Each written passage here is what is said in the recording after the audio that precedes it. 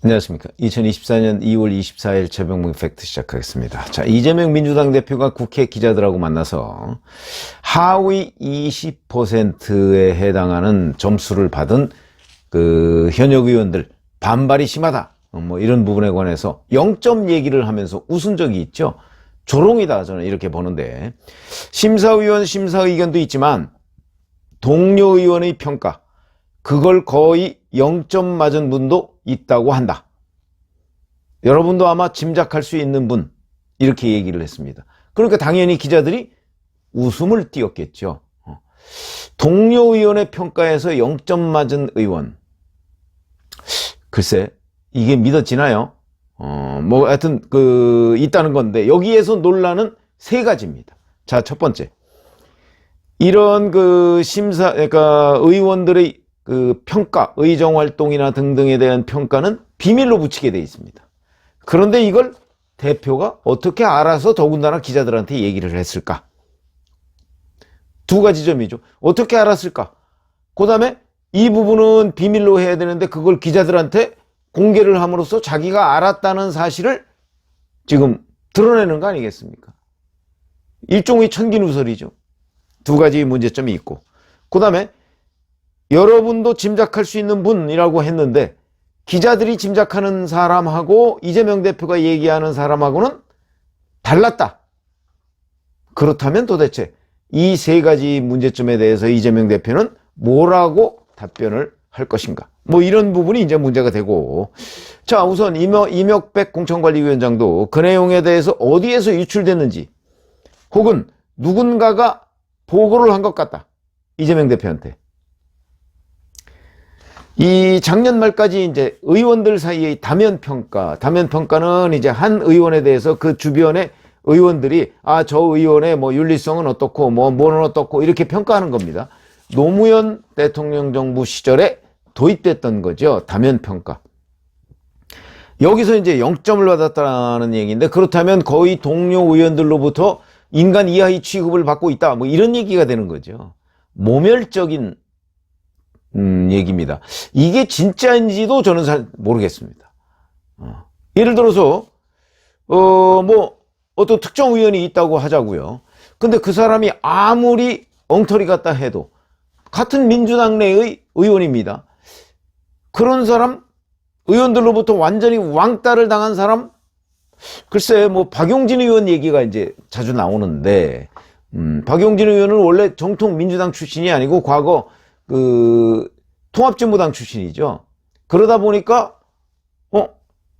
이 사람은 좀, 그리고 이제 여러 곳에서 좀 튀는 언행을 하고, 근데 튀는 언행을 한다면 정청래 의원만한 사람이 있을까요? 그런데도 뭐 예를 들어서 동료 의원이 그렇다고 해서 박용진 의원의 전부 다 뭐 인간성이나 뭐 이런 거 저런 거 다 0점을 줬다, 그럴 것 같지는 않거든요. 이 부분에 대한 신뢰성도 문제가 된다. 근데 동아일보 취재에 따르면 민주당을 탈당하겠다고 밝힌 김영주 국회 부의장, 공직윤리평가 부분에서 0점을 받았다고 합니다. 50점 만점인데 0점을 받았다고 합니다. 그 다음에 하위 10%에 속해서 경선 때 득표 30% 감점을 받는 아까 얘기한 박용진 의원, 여기는 당대표가 임명하거나 수여하는 뭐 당직 수행 실적 또는 수상 실적 뭐 이런 게 없다는 이유로 해당 항목에서 0점을 받았다고 합니다. 이것 또한 50점 만점인데요. 선출직 공직자 평가 기준에 따르면 민주당의 의정활동이 380점, 기여활동이 250점, 공약 이행이 100점, 지역활동이 270점, 이렇게 하고 이제 이 중에 일부 세부 항목으로 아까 얘기한 뭐 공직윤리평가 50점, 그 다음에 뭐 당직 수행 실적, 수상 실적 50점, 뭐 이런 식으로 이제 또 세부 평가가 있는 거죠. 자, 잘 아시지만 이 의정활동이나 기여활동, 공약 이행, 지역활동, 여기에 전체적인 맥락을 보면 큰 차이가 없습니다. 예를 들어서 의정활동은 기껏해야 뭐 본회의나 상임위에 출석 비율, 뭐 그 다음에 법안 발의 수, 뭐 이런 거일 텐데 아마 그런 부분은 이재명 대표가 최하위일걸요. 그렇기 때문에 뭐 공약 이행이야말로 뭐 이현령 비현령 아닌가요?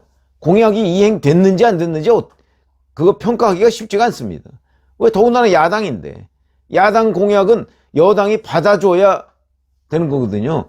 어찌 보면 야당 공약 이행도가 높다는 얘기는 여당과 짝짝꿍이 돼 있다는 얘기일 수도 있죠. 이렇게 정치권에서의 평가라는 것은 어떻게 보느냐에 따라서 완전히 다를 수가 있기 때문에 이걸 기준으로 해서 뭐 하위 몇 퍼센트 감점 뭐 이런 부분이 처음부터 무리일 수도 있습니다. 어찌됐든 간에 그런 기준이 있는데 거기서 공직윤리에서 0점을 받은 또는 뭐 당직 또는 수상실정 없다는 이유로 0점을 받은 이런 게 과연 가능한가? 자, 왜 그러면 이런 일이 벌어졌을까? 평가위원들의 편향성을 우선 지적하지 않을 수가 없다. 평가위원들은 12명인데 지금 공개된 사람은 송기도 위원장만 공개가 되어 있습니다. 근데 동아일보 취재에 따르면 송기도 위원장은 잘 아시다시피 2021년에 이재명 대표를 지지 선언했던 사람입니다. 이재명맨이죠, 이재명. 이재명맨이 평가하니까 그 기준은 친명이냐 아니냐. 이게 될 수밖에 없다. 또 하나, 이 평가위원들 중에 이제 나온 얘기가 최강욱 전 국회의원의 조국 아들 허위 인턴 사건을 변호했던 이창환 변호사, 민주당을 탈당했던 무소속 윤미향 의원의 재판 대리인 변호사죠. 김재희 민생경제위원회 변호사, 이런 사람들이 포함되어 있다는 겁니다. 그러면 최강욱을 변호했던 사람, 윤미향을 변호했던 사람, 이런 사람들이 가지고 있는 기준이라는 건 무엇일까요? 뭐 미루어 짐작이 가능한 대목이죠. 자, 이렇게 돼서 근데 이런 것들이 다 비공개로 되어 있습니다. 그러니까 여기서 누가 어떻게 점수를 매겼는지, 그 점수가 어땠는지 전혀 알 수가 없는 게 원칙인데 이재명 대표는 그거를 다 알고 심지어 기자들한테 공개하고 그게 문제가 되니까 기자들한테 들었다고 하고 기자는 아무도 그걸 취재한 사람이 없는데 이런 코미디 같은 일이 벌어지고 있다. 우리 왜 흔히 정량평가, 정성평가 이런 얘기를 많이 하지 않습니까? 정량평가라는 대목은 양으로 평가하는 겁니다. 그러니까 법안 발의 뭐 50건, 53건 뭐 이런 식이죠. 53건 뭐 이런 식이죠. 그럼 이거는 정확하게 수치로 드러납니다. 여기에서 뭐 누가 장난칠 소지는 별로 없다 이렇게 보시면 되고, 근데 이제 문제는 정성평가입니다. 정성평가는 고무줄일 가능성이 있죠. 그래서 이 의원들의 평가에 대해서 정량평가는 큰 차이가 없습니다. 대개 뭐 법안 열심히 보좌관들이 그 뭐 발의도 하고 준비도 하고 하니까 별 문제가 없는데, 그런데 정량평가, 정성평가라는 건 문제가 있죠. 자, 공직윤리평가. 공직윤리평가를 10점과 20점 차이가 2배인데 그 차이가 어디서 나는 걸까요? 평가위원들의 기준 또는 평가위원들의 생각, 이거에 따라서 2배, 3배 차이가 날 수 있습니다. 어찌 보면 이걸 구체적으로 따지는 것은 무의미하다고 저는 생각합니다. 왜? 처음부터 누구를 배제한다 해놓고서 점수를 매기는 경우가 많거든요. 정당은 특히 그렇습니다. 저희들의 취재 결과에 따르면, 그러니까 이재명 대표가 임명해 놓은 사람이 위원장이고 그 다음에 최강욱 변호인, 윤미향 변호인, 이런 사람들은 원래부터 아주 편향된 사고방식을 가졌을 개연성이 대단히 높은 사람들이기 때문에 이 사람들이 자기 기준으로 더군다나 양으로 드러나 있지 않은 저 사람의 윤리성이 어떤 거야? 라고 했을 때 윤미향 의원의 윤리성, 최강욱 의원의 전 의원의 윤리성 뭐 이런 정도의 기준으로 보고 있으면 결국 뭐 아주 극단적인 성향의 뭐 친민주당 계열이 아니면 나쁜 점수를 받을 수밖에 없는 상황이죠. 그런 사람을 임명해 놓은 겁니다. 그래 놓고 거기에서 장미꽃이 피기를 기다리는 거는 어불성설이죠. 그렇기 때문에 이 편향적인 평가위원들 사이에서 제대로 된 평가가 나올 것이다라는 기대 자체를 했던 것이 잘못이다. 그렇게 보이고요. 뭐 저는 뭐 배점, 그러니까 이 부분에 뭐 50점, 이 부분에 몇 점라고 했을 때부터 편향성이 있었을 것이다. 그렇기 때문에 평가 점수를 봤다는 그런 의원들에 따르면 이런 거죠. 친명계는 대개 한 50점 만점에 48점, 50점 만점 뭐 이렇게 받았고, 비명계는 굉장히 낮았다는 얘기 아닙니까? 여기서 다 평가가 갈리게 된 겁니다. 하위 10%, 하위 20% 이런 것들의 평가가 대부분 이 정성평가에서 갈렸다. 뭐 그러면 정성평가가 누구를 위한 또는 무엇을 위한 것이었느냐 하는 것은 명백하게 드러나는 것이죠. 자, 우선 이렇게 보자고요. 김영주 국회 부의장이 왜 공직윤리에서 0점을 받았을까? 한번 쳐보면 이제 네이버 이런 데 한번 쳐보시죠. 그러면 김영주 의원이 공직윤리와 관련해서 엄청난 잘못을 저지른 것 없습니다. 적어도 기사로 나온 건 없습니다. 만약에 그런 일이 있었다면 국회 부의장으로 선출되지 않았겠죠. 국회 부의장도 의원들이 선출하는데. 그런데 하나 딱 잡힌 거는 작년 6월 말에요. 왜 홋카이도 뭐 골프 뭐 이거 휴대전화 제가 썸네일에 올려놨습니다. 휴대전화에 보면 홋카이도 골프 약속 뭐 이런 거 했던 작년 6월 말에 휴가철에 내가 홋카이도에 가서 골프를 쳐야 되겠다라고 하는 부분, 이게 윤리적으로 무슨 문제가 있나요? 휴가철에 가서 치는데. 물론 그 당시에 민주당으로서는 뭐 오염수 방류 문제 뭐 이걸로 이제 이른바 반일 캠페인을 벌이고 있을 때 민주당의 핵심 당직자 중에 한 사람이 일본에 가서 골프를 친다, 적절하진 않지만 민주당의 시각으로서, 그러나 그렇다고 해서 그게 윤리적으로 문제다, 그렇게 볼 사항은 아닌 것 같은데. 휴가철에 미국을 가든 일본을 가든 뭐 무슨 뭐 코타키나발루를 가든 뭐 그게 뭐 그렇게 윤리적으로 문제가 되겠습니까? 휴가철인데. 국회 본회의 내팽개치고 갔다면 문제가 되겠죠. 설령 또 그게 윤리적으로 민주당의 기준으로 문제가 된다고 쳐도 그게 0점을 받을 사항이냐? 저는 그건 아니라고 생각합니다. 이건 틀림없이 다른 요소가 개입되어 있다. 그 다음에 박용진 의원. 박용진 의원은 늘 어디 가서든 쓴소리를 하는 의원입니다. 그리고 출신 자체가 민주당, 정통 민주당 출신이 아니다 보니까 뭐 의원들이 왕따 시킬 수 있습니다. 그러다 보니까 늘 비명계, 아니 그러니까 주류가 아닌 비주류 역할을 많이 했습니다.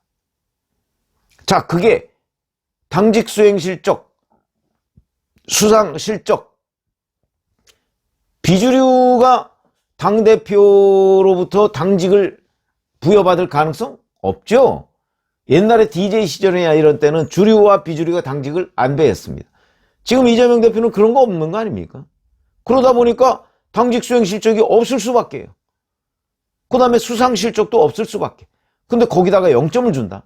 비주류이기 때문에 받는 불이익인데 이것도 어불성설이다.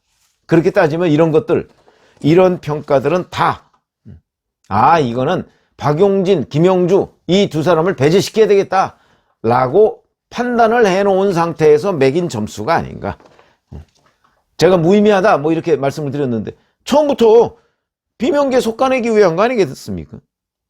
뭐 지금 그 일부 이제 이 관련해서 인재영입위원회에 있던 뭐 의원들이나 이런 사람들은 그게 작년 9월에 이재명 대표 체포동의안 거기에 뭐 28명인가요?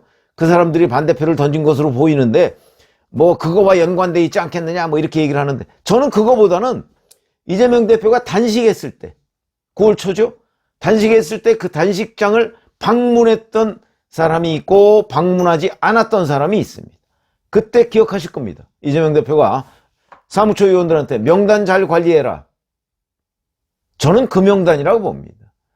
자기 단식장 방문 안 했던 사람, 그 사람들이 하위 평가를 받은 것이고, 그 사람들이 이번에 공천에서 불이익을 받은 사람들이고, 그 사람들이 이번에 점수가 굉장히 낮아서 뭐 퇴출 대상이나 뭐 또는 험지 출마 요구를 받은 사람들이 아닐까. 누군가 현장 기자 중에서 그거 한번 분석해 보시죠. 당시 단식장을 찾은 의원들과 찾지 않은 의원들이 이번 공천에서 어떤 이익과 불이익을 받았는지. 아마 저는 그게 보다 더 이 적합도가 높다고 생각합니다.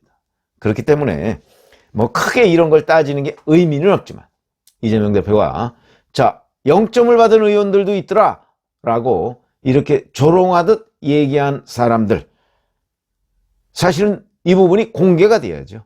그래서 자 내가 왜 공직윤리 0점이냐, 내가 친명 누구누구 의원과 비교해서 평가해달라, 이렇게 국민들의 평가를 받는 것도 하나의 방법일 수 있겠다, 이런 생각이 듭니다. 고맙습니다.